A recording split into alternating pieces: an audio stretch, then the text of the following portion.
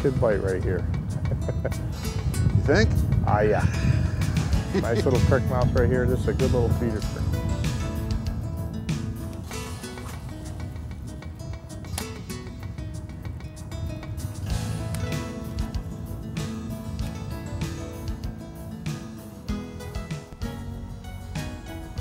That's about right. Ooh, look at that big rock down there. See that rock? That's where the fish is going to be. See, I told you that's where he was going to be. Whoa! Woo! Another big fish. You gotta love it. Well, there goes my spinnerbait.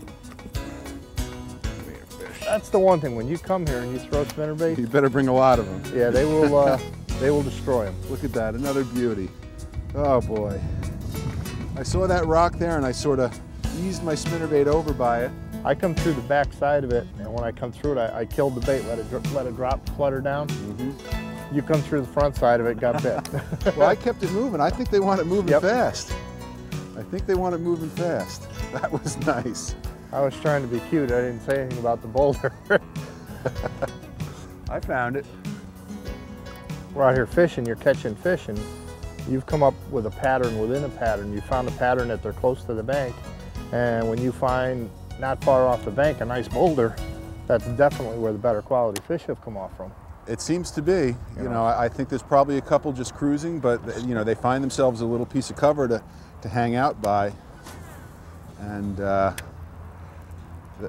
don't know if that's where all the fish are, but the big aggressive ones certainly seem to be there. They're just hiding and they're ambushing, and they're ambushing off boulders not far from shore. So. Seems that way. It certainly seems that. Oh, I don't know if that was a fish or a leaf. I saw something brown behind my spinnerbait.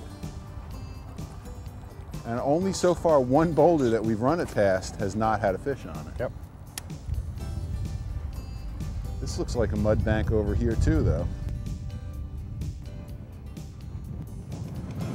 All right, you think we've done enough of this? You want to go way back down and fish the whole rocky area? Okay, you want to try in front of the Oriole Shrine? It's got a lot of big boulders. The water is down. That might not be a bad area. Let's go. Ooh, here we go.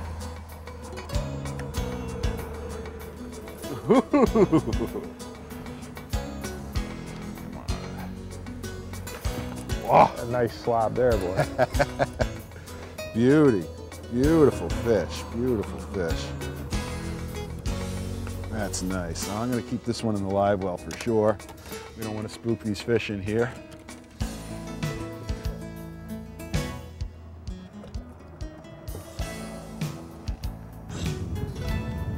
Ooh, a lot of bait right in there, boy. This place is stacked with bait. It's the best area I've seen as far as bait jumping out of the water. Yep. Like this. And it's got it. Oh, I just got hit too. Ooh, here we go. Good going, Steve. Nice fish. Nice little fighter. Real nice. Out here, huh? Well, you come off of, there's some boulders. Some boulders out in the water this way, and he come off a boulder out there. Uh-huh. Took the bait really good. Really, really good. Yeah, when they go for it, they don't seem to be hitting it lightly. They're swallowing it. I'll leave that to you. I'll go back to fishing this side. See if we can catch fish out of both sides of the boat.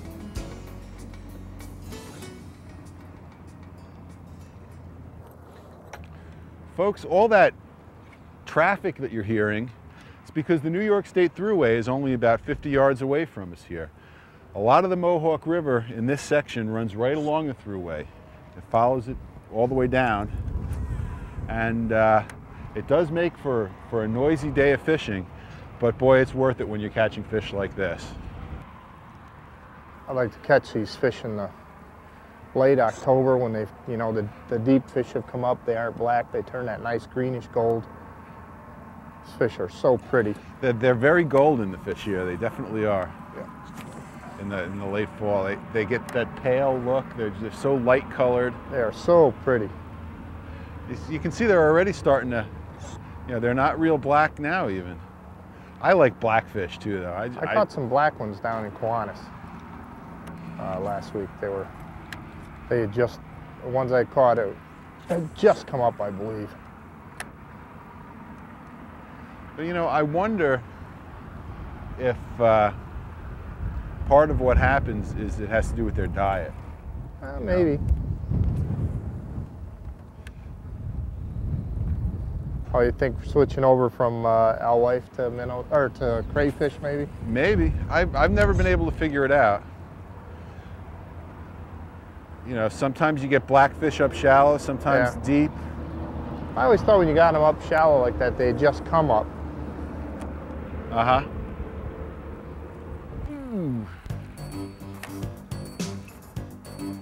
Whoa! This one wants to jump a little bit. Oh, it's another hard puller. Up. Oh, right at the boat. The guy at the front of the boat has the advantage doing this. I hope you're seeing this. A lot of the areas here in the river where it's wider sections are actually where the Mohawk River or the barge canal has flooded out to make the river. The barge canal was a major transportation area from one end of New York State, from Lake Erie over to the Hudson River. And when they stopped doing the barge transportation, from the wakes and rollers that the big barges had run through here, it's left a lot of depressions, and there's a lot of huge boulders that have made great structure for the fish to hide behind, great ambush points. And I think that's one of the reasons that the fishing is so good here, that fish do have so many ambush points. Well, I would certainly rather have something to throw at that I think there could be a fish on than just a bank with nothing on it. Certainly helps my fishing, or my enjoyment of fishing. The barges, you know, they used to put up, you know, any huge ship even, I guess, or big barge in any body of water. The barge here, when they went through, they made such good rollers. You get a contour on the bottom that's more of a wavy contour, so you get a lot of humps, which makes for great fishing. I always wondered, you know, some of the humps you find in this river are just very strange, and you don't really know why they're there, but that makes a lot of sense between the current and the constant wave motion. Well, the thing is when you get areas that are actually the barge canal, that's a rock bottom. Those humps stay constant. When you get in the river section of this, a lot of the areas are a sand or mud bottom. Those humps actually will move around a little bit from the strong currents in the spring, from the ice outs and stuff.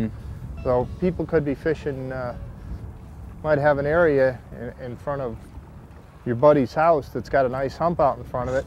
We could get a real tough winter, get an early thaw where you have a real rough ice out.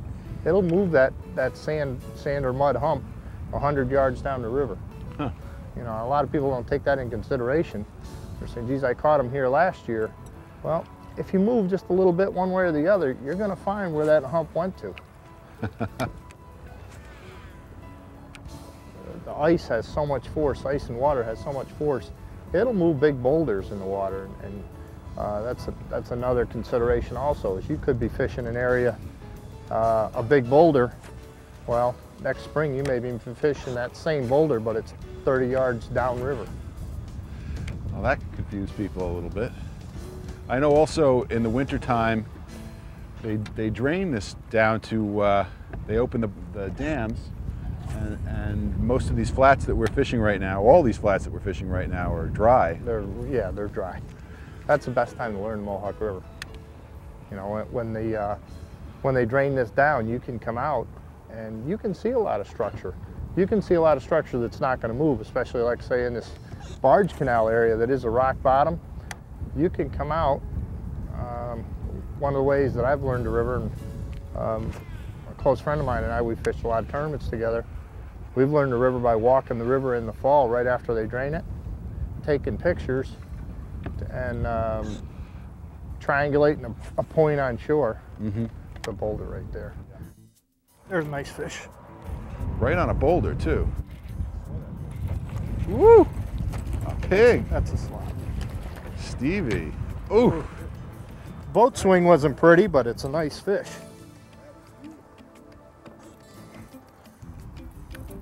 Real nice. That is a Beautiful nice fish Steve. right there, boy. I'll tell you, the fish we're catching today, just the actual quality of these fish are great.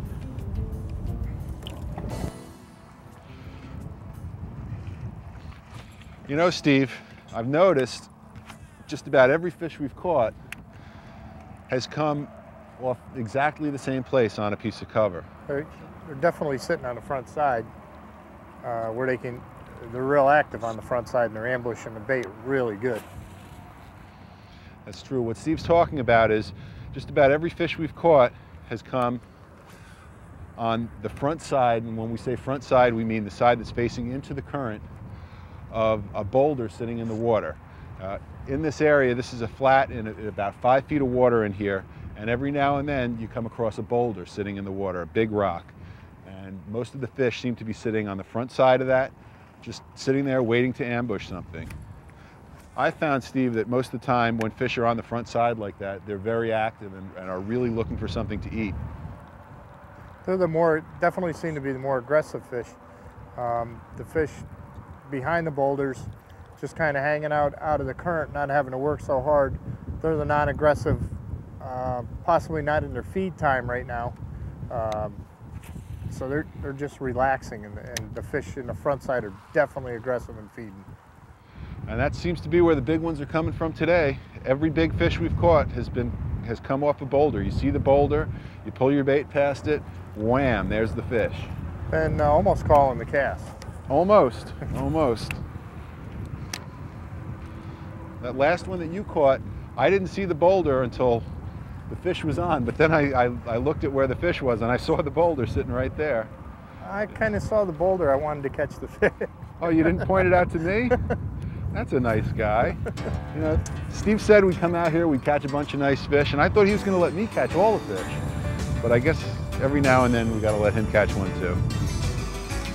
Well, that does it for today. Be sure to tune in next time for part 2 of our Mohawk River trip. Find out what we do when the fish stop biting a spinnerbait. We'll also release all these beautiful fish. That's next time here on Angling Insights.